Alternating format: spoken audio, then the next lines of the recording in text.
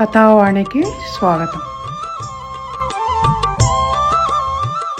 కథాభిమానులందరికీ నమస్కారం అండి. నేను డాక్టర్ శ్రీమతి కొఠారి వాణి చలపతిరావుని. ఈ ఆదివారం రోజు మీకు నేను రంతిదేవుని కథ అనే ఒక వైవిధ్యభరితమైన పురాణ కథను వినిపించబోతున్నాను. ఈ కథను వినిపించమని అడిగి నాకు ఒక చక్కని అవకాశాన్ని ఇచ్చిన వారు మన కథావాణి అభిమాన శ్రోత అయిన శ్రీమతి భోగిరెడ్డి రేవతి గారు. వారికి ముందుగా కృతజ్ఞతలు తెలియచేసుకొని ఆ తర్వాత కథను ప్రారంభిస్తాను. ఈ కథ ఆంధ్ర మహాభాగవతం నవమ స్కందంలో ఉంది. చిన్న కథ అయినా గొప్ప కథ. భాగవతాన్ని మరియు మరికొన్ని వీడియోలను ఆధారంగా చేసుకొని స్క్రిప్ట్ తయారు చేసుకొని దానికి మధ్య మధ్య నా వ్యాఖ్యానాలను జోడిస్తూ ఈ వీడియోని తయారు చేయడం జరిగింది. ఇంకా కథలోకి ప్రవేశిస్తాను. కథ పేరు రంతిదేవుని కథ. పూర్వం రంతిదేవుడు అనే చంద్రవంశపు రాజు ఉండేవాడు. సంకృతి అనే పేరు గల మహారాజు కొడుకు ఈయన. గొప్ప ఐశ్వర్యవంతుడై ఉండి మహాయోగిలాగా విషయవాంఛలకు దూరంగా ఉండేవాడు. నిరంతరం విష్ణునామస్మరణ చేసేవాడు. మంచి దానగుణశీలుడు కనుకనే ఉన్న సంపదనంతా దానం చేసి చివరకు తినటానికి తిండి కూడా లేని పరిస్థితికి చేరుకున్నాడు. ఆయనతో పాటు ఆయన భార్యాపిల్లలు కూడా ఆ దుస్థితికి చేరుకున్నారు. రంతిదేవుని దానగుణాలలో నిరతాన్న దానం ఒకటి. అహోరాత్రాలు వచ్చిన వాళ్లకు లేదనకుండా అన్నదానం చేసేవాడు. అందుకోసం 20,000 మంది వంటవాళ్లను వంటశాలలో నియమించాడు. రంతిదేవుడు యజ్ఞం చేస్తుంటే పశువులు సద్గతి కోసం ఆ యజ్ఞానికి తమను బలి ఇవ్వమంటే తమను బలి ఇవ్వమని అడిగి ప్రాణత్యాగానికి సిద్ధంగా ఉండేవట. రంతిదేవుడు మంచి విష్ణు భక్తుడు కనుక మానవ సేవే మాధవ సేవ అని, అతిథి దేవోభవ అని నమ్మినవాడు. తాను ఎవరికైతే అన్నం పెడతాడో, ఎవరికైతే ఇతరములు దానం చేస్తాడో వాళ్ళని విష్ణురూపులుగా భావించేవాడు. తను వాళ్లకు ఏదేదో ఇచ్చి సహాయపడుతున్నానని అనుకునేవాడు కాదు. తనకు దానం చేసే అవకాశాన్ని ఇస్తున్నది వాళ్ళు కనుక, వాళ్ల వల్ల తనకు పుణ్యం లభిస్తోంది కనుక వాళ్లే తనకన్నా గొప్పవాళ్లని, తనే వాళ్లకు రుణపడి ఉన్నానని అనుకునేవాడు. రంతిదేవుడిలో ఇంకా ఎన్నో గొప్ప గుణాలు ఉన్నప్పటికీ వాటన్నిటినీ వదిలి రంతిదేవుడు అనగానే మంచి దానశీలి అని అందరూ చెప్పుకునేలా ప్రసిద్ధి చెందటానికి కారణం అతను దానగుణంలోని వైశిష్ట్యం తెలిసినవాడు కావటమే. పురాణాలలో ఇంకా ఎందరో దానశీలురు ఉన్నారు. అయినా రంతిదేవుడికి అంత కీర్తి ఎందుకు వచ్చిందంటే పైన ఇంతవరకు చెప్పుకున్న విశేషాంశాలు కాక మరికొన్ని విశేష గుణాలు ఆయన దానగుణంలో ఉండటం. అవి ఏమిటి అంటే తనకు అవసరం పడని దానిని, తను వద్దనుకుంటున్న దాన్ని, ఎలాగూ బయటపడేద్దామని అనుకుంటున్న దానిని కాక అవతలి వాళ్లకు ఏది అవసరమో అది తెలుసుకొని అది తనకు అవసరం అయిందే అయినా స్వార్థాన్ని వదిలి పరుల మేలు కోరి వాళ్లకు ఇచ్చేయటం అనేది ఆయనలో మెచ్చుకోదగిన గుణం. దీనినే స్వార్థత్యాగం అంటారు. దానగుణంలో పరాకాష్ట ఇలాంటి దానం. ఉత్తమ దానానికి కేవలం చేతులతో కాక మనస్సుతో చేసే వాటికి కొన్ని గొప్ప లక్షణాలు ఉంటాయి. అవి ఏమిటి అంటే దానం ప్రచారం కోసం, కీర్తి కోసం చేయకూడదు అని పెద్దలంటారు. అంత గుప్తంగా ఉండాలి దానక్రియ. దానం చేసిన వస్తువులు కూడా. మరొక ముఖ్య విషయం దానగుణంలో ఉండాల్సింది అందులో అహంకారం వచ్చి చేరకూడదు. నేను ఇచ్చేవాడిని, అతను పుచ్చుకునేవాడు, నేను గొప్పవాడిని, ధనవంతుడిని కనుక ఇచ్చే నా చేయి ఎప్పుడూ పైన ఉంటుంది, పుచ్చుకునే అతని చేయి కింద ఉంటుంది, అతను యాచకుడు, నేను దాతను అన్న సంకుచిత అహంకారపూరిత భావాలు దానం చేసేవాని మనసులో వచ్చి చేరితే చేసిన ఆ దానం వల్ల ఫలితం కూడా ఉండదు. అందుకే రంతిదేవుడు వినయ విధేయతలతో భక్తి శ్రద్ధలతో దానం చేసేవాడని భాగవత పురాణ కథ వల్ల మనకు విదితమవుతోంది. కథావాణి శ్రోతలు, అసలైన దానగుణానికి నిలువెత్తు రూపం అయిన వాడు రంతిదేవుడు కనుక ఇంతవరకు ఉపోద్ఘాతంలో మనం దానగుణం గురించి మాట్లాడుకున్నాం.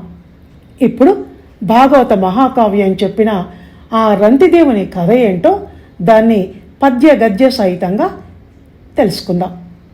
కథాంశాన్ని, కథానాయకుని పరిచయాన్ని ముందుగానే మీకు ముందు మాట ద్వారా తెలియజేశాను కనుక కథను అకస్మాత్తుగా మధ్యలో మొదలుపెట్టినట్టు మీకు అనిపించకపోవడమే కాక పద్యాల సారాంశం కూడా అవలీలగా మీకు అవగాహనకు వస్తుంది. ఇంకా కథలోకి ప్రవేశిద్దాం. రాజవంశోత్తమ రంతిదేవుని కీర్తి ఏల చెప్పంగ వినుము.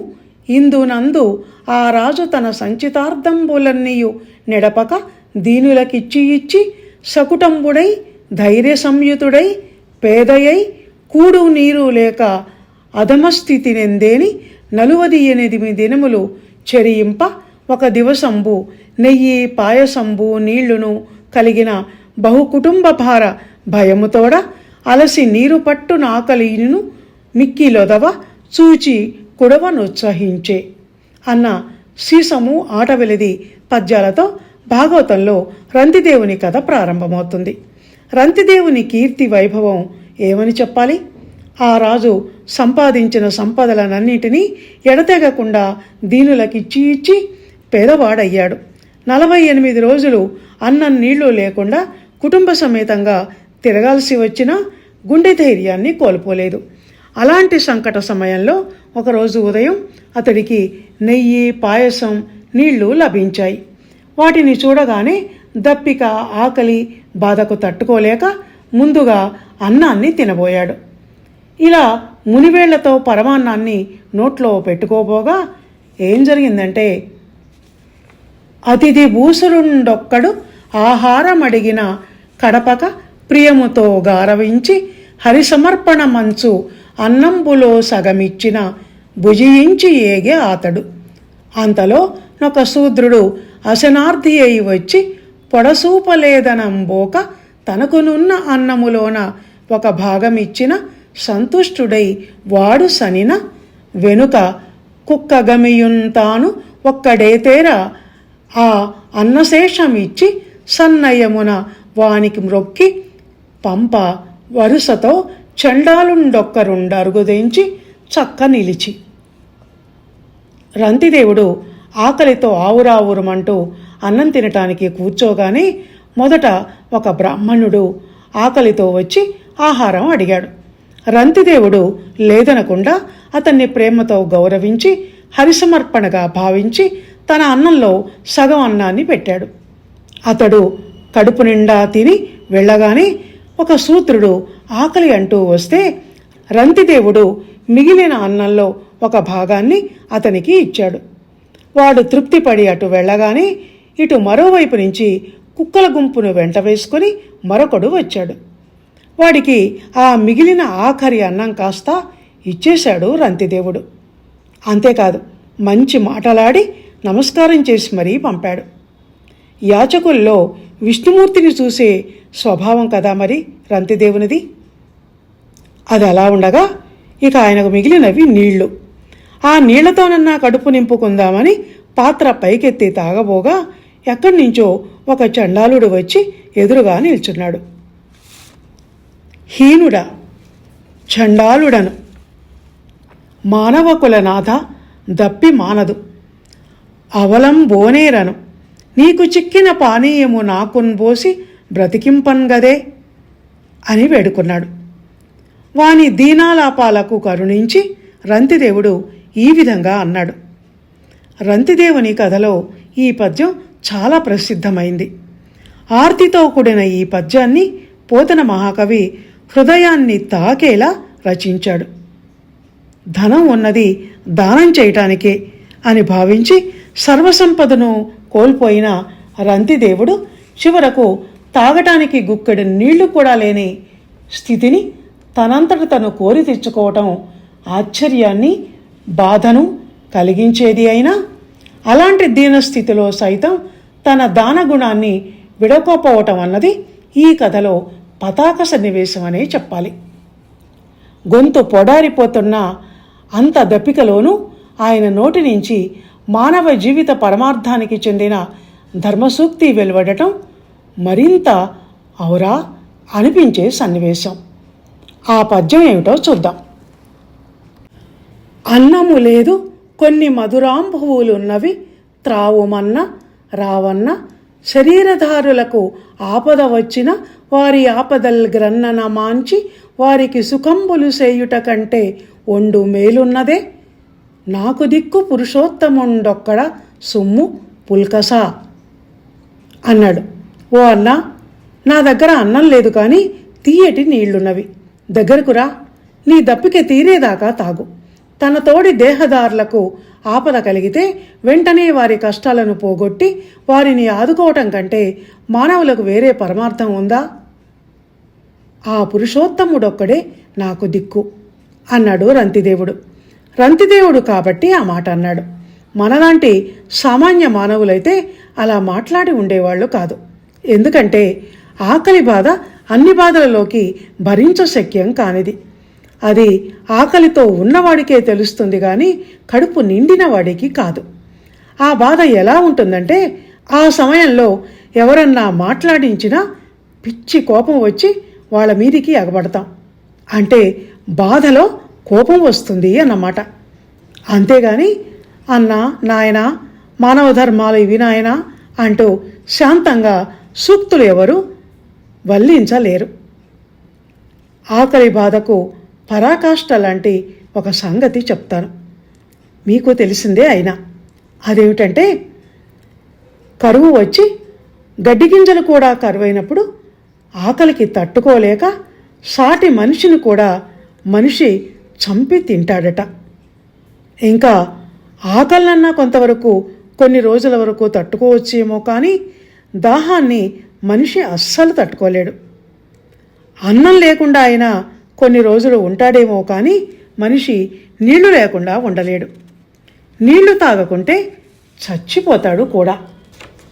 అందుకే గాలిని భోజనం చేస్తూ తపస్సు చేసే మునులు సైతం తపస్సుకెళ్ళేటప్పుడు కమండలంలో కొన్ని నీళ్లను పట్టుకెళ్ళి దాహం వేసినప్పుడు గుక్కెడు నీళ్లు గొంతులో పోసుకొని గొంతు తడుపుకుంటారు.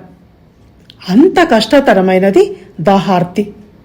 అయినా అలాంటి పరిస్థితిలో కూడా తన దగ్గరున్న కాసిని నీళ్లు ఆ చండాలుడికి ఇచ్చి త్రాగన్నా అని మానవ ధర్మాన్ని కూడా బోధిస్తున్నాడు ఇక్కడ రంతిదేవుడు. సాటి మనిషి కష్టాన్ని తీర్చటం మానవులకు పరమార్థం అని చెప్తూ, అది రంతిదేవుడు అంటే. అందుకే రంతిదేవుని దానశీలత అప్పటి నుంచి ఇప్పటి వరకు పురాణాలలో, చరిత్ర గ్రంథాలలో నిలిచిపోవటమే కాక ఈరోజు కూడా దాని గురించి మనం ఇలా మాట్లాడుకుంటున్నాం. మానవ ధర్మాన్ని చెప్పిన తర్వాత ఆఖర్న మరొక మాట అన్నాడు రంతిదేవుడు. అదేంటి అంటే, నాకు దిక్కు పురుషోత్తముడొక్కడ సొమ్ము అని. నేను నీలాగే దాహంతో ఆకలితో ఉన్నాను, అయినా నాకు దిక్కు పురుషోత్తముడు ఒక్కడే అన్నది ఇక్కడ ధ్వని. పురుషోత్తముడు అంటే విష్ణుమూర్తి. పురాణ సాహిత్యంలో పురుష శబ్దానికి లింగభేదాలు లేవు. ఆడ మగ అందరూ పురుష శబ్దంతో సంబోధించబడతారు. ఎందుకు చెప్తున్నానంటే, మనం ఎంత ఉత్తములం అయినా మనం విష్ణువులం కాలేము. పురుషోత్తముడంటే ఒక్క విష్ణుమూర్తి మాత్రమే అని చెప్పటానికి. ఈ కథలో రంతిదేవుడు విష్ణు భక్తుడు కనుక నన్ను ఆయనే ఆదుకుంటాడు అని నమ్మకంతో అన్నాడు. రంతిదేవుడు ఏం మాట్లాడినా ఏ పని చేసినా అంతా విష్ణుమయమే. అందుకే అలా అన్నాడు. ఆ తర్వాత ఏం చేశాడు? బలవంతంబగు నీరు వట్టున నిజ ప్రాణాంతమయ్యున్నచో వలయండేమియు వీని హృజ్వరము నాయాసంబు ఖేదంబు నా జలదానంబున నేడు మానుననుచున్ సర్వేశ్వరాధీనుడై జలముల్ ఓసను రంతిదేవుడు దయన్ చండాల పాత్రంబునన్. విపరీతమైన దప్పికతో తన ప్రాణాలు కడముట్టుతూ ఉన్నా ఏమాత్రం లెక్క చేయకుండా నా జలదానము చేత ఇతడి హృదయ బాధ, ఆయాసం, దుఃఖం తొలగితే నాకంతే చాలు, అంతా ఈశ్వరేచ్ఛ అనుకుంటూ రంతిదేవుడు ఆ చండాలుని పాత్రలో తన దగ్గర ఉన్న నీటిని పోశాడు.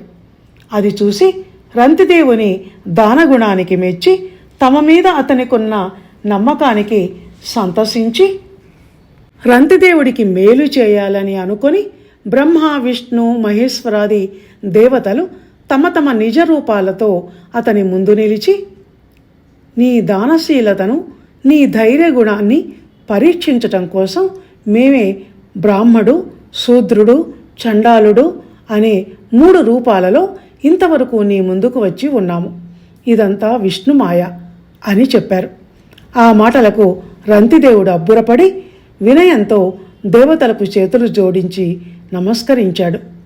ఆ తర్వాత వారలనేమియునడుగక నారాయణ భక్తి తన మనంబున వెలుగన్ ధీరుండాతడు మాయాపారాజ్ఞుండగుచు పరమపదమున్ పొందెన్. ధీరుడైన రంతిదేవుడు సాక్షాత్తు దేవతలే వచ్చి తన ముందు నిల్చున్నా నాకు అది కావాలి, ఇది కావాలి అని కోరికలేమీ కోరలేదు.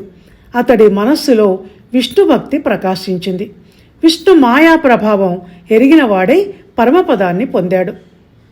విజ్ఞాన గర్భిణియగు భక్తి వలన పరమపదంబున కొంజరియన్ అని అంటాడు పోతన మహాకవి ఈ సందర్భంలో. అంటే భక్తిలో ఎంతో విజ్ఞానం దాగి ఉంది అని అర్థం. భక్తి ఉంటే విజ్ఞానం అంతా ఆ భక్తుడి దగ్గర ఉన్నట్టే లెక్క. దాన్ని మించింది మరొకటి లేదు. అందుకే రంతిదేవుడు తను ఒక్కడే పరమపదానికి వెళ్ళలేదు. అక్కడ కూడా మళ్ళీ స్వార్థం లేదు అన్నట్టు సకల జనాలను తన వెంట పరమపదానికి తీసుకెళ్ళాడు. వాళ్లను యోగీసులను చేశాడు. ఆ రాజర్షిని కొలిచిన వారెల్ల తదీయ యోగ వైభవమున శ్రీనారాయణ చింతనులై చేరిరి యోగీసులగుచు అన్న ఈ కందపద్యం ఈ రంతిదేవుని కథకు మంగళశాసనం లాంటి పద్యం. ఒక మహాపురుషుడి సత్సాంగత్యం లభించాలే కానీ లభించిందంటే అతని వల్ల ఎంతోమంది ప్రయోజనాన్ని పొంది అతను నడిచిన బాటలో నడుస్తారు. ఆ విధంగా రంతిదేవుని సేవించిన వాళ్ళందరూ పుణ్యాత్ములై పరమపదాన్ని చేరుకున్నారు. అలాంటప్పుడు అంతగాకపోయినా కొంతైనా ఇంతవరకు ఈ కథను చెప్పుకున్నందుకు మనము పుణ్యాన్ని పొందాలి కదా. పురాణ కథలు చెప్పటం వల్ల, పురాణ శ్రవణం వల్ల ఉండే పరమ ప్రయోజనం అదే.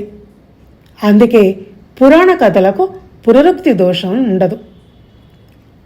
ఈరోజు శ్రీమతి భోగిరెడ్డి రేవతి గారి మూలంగా మనం అందరం కూడా రంతిదేవుని కథను చెప్పుకున్నాం, విన్నాం. అందుకని వారికి మరోమారు కృతజ్ఞతలు తెలియచేసుకుంటూ ఇంతటితో ఈ పురాణ కథను ముగిస్తున్నాను. ఆసక్తిగా విన్న మీ అందరికీ ధన్యవాదాలు. మంగళం మహత్.